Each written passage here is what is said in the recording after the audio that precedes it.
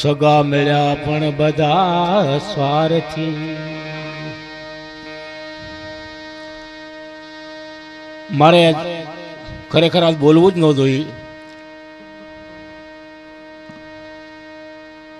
પણ વિનુભાઈ, નાદાભાઈ અને ગોપાલ બાપુની ફરમાઈશ હોય ને પછી હું ના પાડું, કારણ કે હું શબ્દ બોલી જ નથી શકતો. આજ હજી મારી માની વેદના મારા હૃદયમાં છે ને, એટલે નથી બોલી શકતો. પણ માણસના જીવનમાં માણસ જ્યારે જન્મે માના ઉદરમાંથી, અને ત્યારે બાળક નાનું રડતું હોય કે હે ભગવાન તું ન્યા હું આયા, તું ન્યા હું આયા.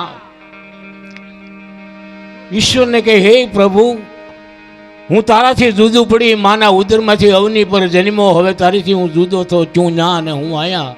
ત્યારે ભગવાન એમ કહેશ કે મુજાઈશમાં બેટા તું મારું સ્મરણ કરજે, હું તારી હારે છું. પણ એમ કરતા કરતા ટૂંકમાં 20 વર્ષ ગરથોલિયા ખાઈ જાય ત્યારે મારા અને તમારા જીવનમાં એક તૃષ્ણાનો તાતણો જાગે છે સાહેબ, આશા પ્રગટ થાય છે. પણ એમ કરતા કરતા 80 માં ગરથોલિયા ખાઈ જાય અને પછી ઈ તૃષ્ણાને 20 વર્ષની ઉંમર આવે, પછી તૃષ્ણા મને તમને કેવી સતાવે. એજી મારે હાથ રે એ વિનાના હે મરાકવા, અને પાખું વિનાયું ડમું એ આકાશજી. પણ મારી દેહું થઈ રે હે દુબળીને તૃષ્ણાબાઈ ને જોબન જાયા. અમારી દેવું થઈ દુબળી ને હવે તૃષ્ણાબાઈ ને જોબન આવ્યા. એ જે ઉમર રે એ હતું ઈ મને હવે ડુંગર લાગે. જે મારા ઘરનું ઉમરું હતું મને આજ ડુંગર જેવું લાગે. અને મારા પાદરડા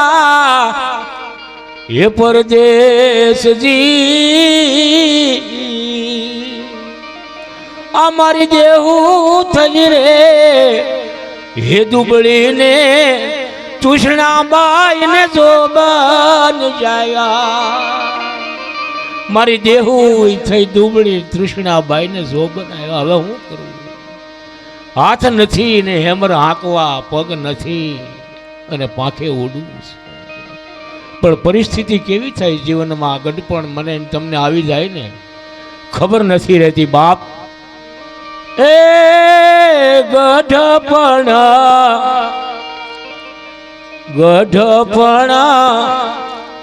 ઘોડે ચડીને ઘર જાયું રે ગઢપણ.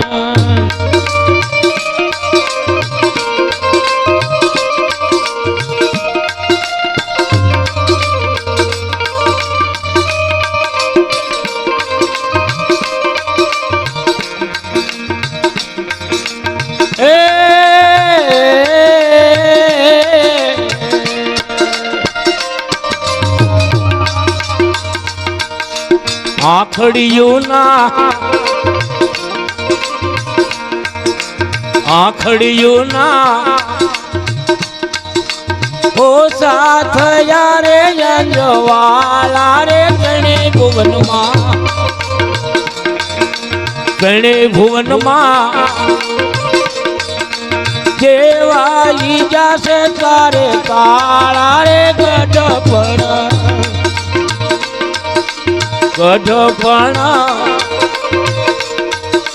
ઘોડે સડીને ઘર જાયું રે ગઢપણ.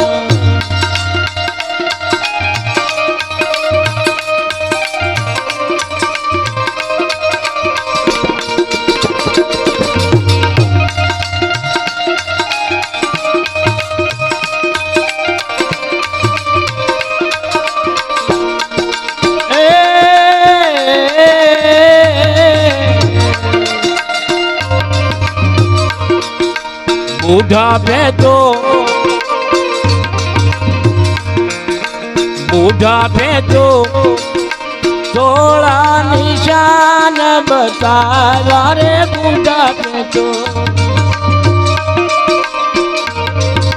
થોડા નિશાન બતાવ્યા રે ગઢપણ ઘોડે ચડીને ઘર જાયું રે ગઢપણ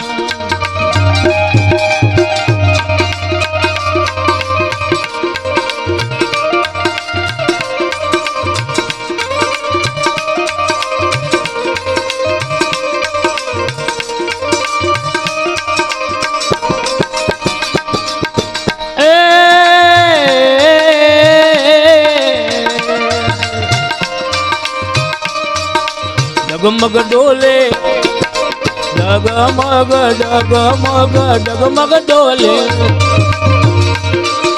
ડગમગ ડોલે પણ ડાયા તારું ડાસું રે ડગમગ ડોલે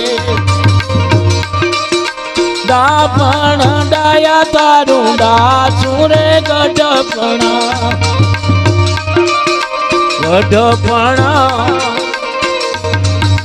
ઘોડે ચડીને ઘર જાયું રે ગઢપણ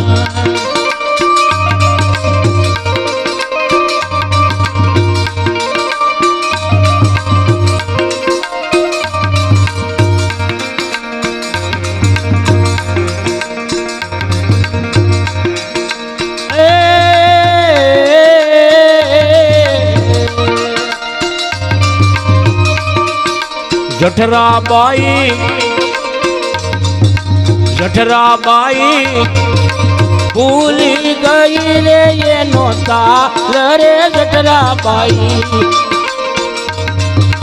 ભૂલી ગઈ રે એનો તાલ રે તોયન કીધો સીતા કે રામનો સંગ રે તોયન કીધો સીતા કે રામનો સંગ રે